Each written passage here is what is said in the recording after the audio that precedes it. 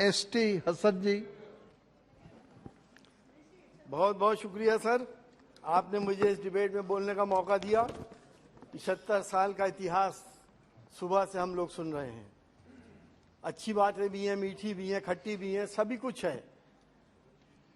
हमने प्रधानमंत्री जी का पहली बार सकारात्मक भाषण भी सुना, जिसमें पहली बार हमने देश के एक बहुत बड़े राजनीतिक इंसान जवाहरलाल नेहरू जी की तारीफ इस दल से पहली बार सुनी।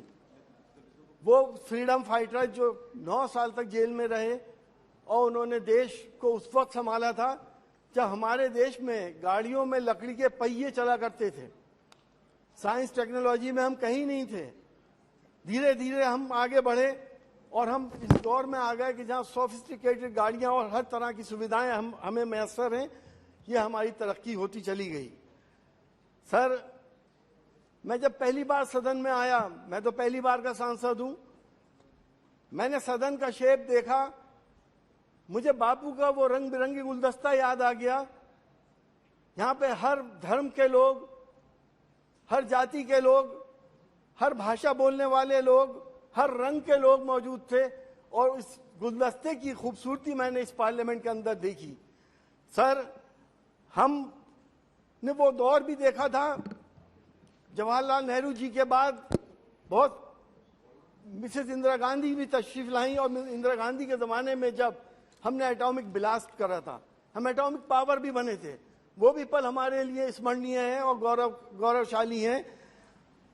इसी तरह से हमारे देश ने इंसानियत की हमेशा खिदमत करी और 1971 में जब बराबर के मुल्क में ईस्ट पाकिस्तान के अंदर इंसानियत पे जुल्म हो रहे थे तो हमारी प्रधानमंत्री जी ने अपनी फौजें उतार दी और उस मुल्क को इन आफतों से और इन जुल्मों से बचा लिया था। ये तमाम बातें हमारे देश में होती चली आई। सर, हम ये जानते हैं बहुत सी चीजें नकारात्मक भी हमने देखी। इस 17वीं लोकसभा में हम आए, हमारे एक साथी हमारे साथ थे जो देश के नेता हैं, जिनको ऐसे ऐसे चार्जेस में फंसाया गया जिनका नाम आजम खान साहब है। वो इसी हमारे कोलीग थे, कहीं मुर्गी चोर, कहीं बकरी चोर, कोई भैंस चोर, अब पता नहीं क्या क्या उनके ऊपर इल्जाम लगाया गया और आज भी उनको टॉर्चर किया जा रहा है। उस नेशनल लीडर के साथ ये सब कुछ हुआ और जब हमने अपने संरक्षक से शिकायत करी तो मुझे अफसोस के साथ कहना पड़ रहा है कि हमने अध्यक्ष जी को भी बहुत असहाय पाया। हमने प्रधानमंत्री जी से मिलने की कोशिश करी, हमें टाइम नहीं मिला।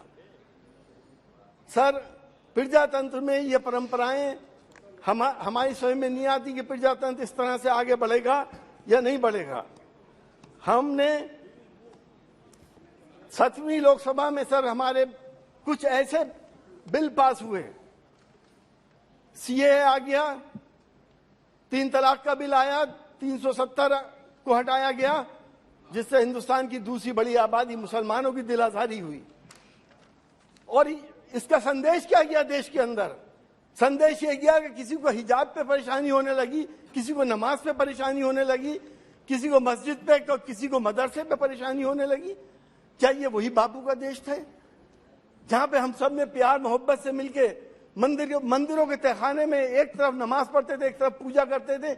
हमने इस तरह से देश को आजाद कराया है जब हम एक थाली में खाना खाते थे। आज हम किस जगह पे आ गए कि यहाँ मंदिर ना हो, यहाँ मस्जिद ना हो, यहाँ अजान ना हो, यहाँ नमाज ना हो। अरे क्या पैदा करने वाला मेरा और है और आपका कोई और है? पालनहार क्या अलग अलग हो गए?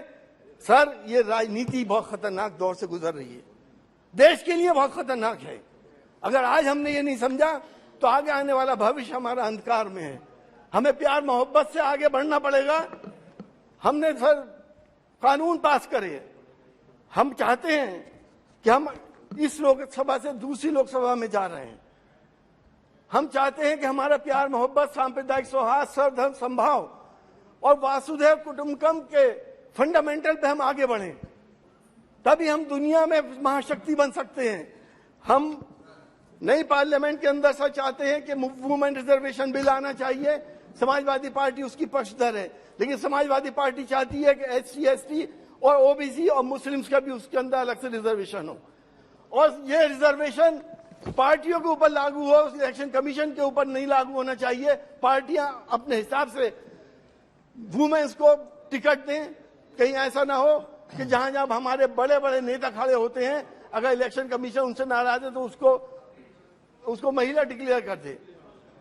सर, हम चाहते हैं कि नई पार्लियामेंट के अंदर प्लेस ऑफ वर्शिप एक्ट को और स्ट्रेंथन किया जाए ताकि एक सांप्रदायिक सौहार्द बने।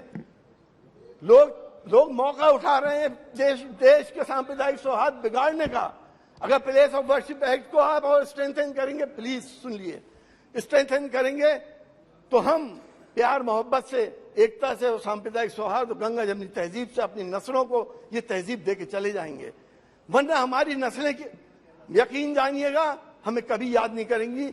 वो हालात पैदा ना हो जाएं। आज देश की दूसरी बड़ी आबादी मुसलमान बहुत फिक्रमंद है, बहुत परेशान है कि हमारी नस्लों का आगे क्या होगा, कहां हमें इंसाफ मिलेगा और कहां हमारी बात सुनने वाला कोई होगा या नहीं होगा। हालांकि मैंने देखा इस पार्लियामेंट के अंदर, मैं धन्यवाद देता हूं अपने स्ट्रेटजी बेंच वालों को कि जब भी हमने कोई समस्या, लोगों की समस्या की बात करी तो इन्होंने हमारी मदद करी। जब भी हमने कोई क्वेरीज करी तो इन्होंने हमारी मदद करी।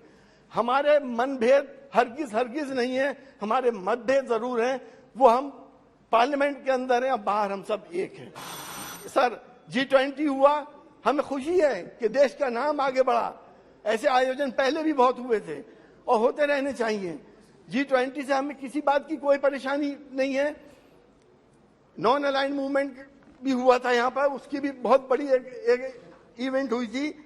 सर, मैं आपसे ये कहना चाहता हूं कि हमारे देश के फंडामेंटल है सर्वधर्म समभाव, वासुदेव कुटुंबकम।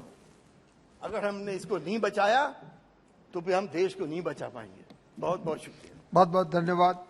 श्री न्यूज उत्तर प्रदेश उत्तराखंड, सच का सारथी।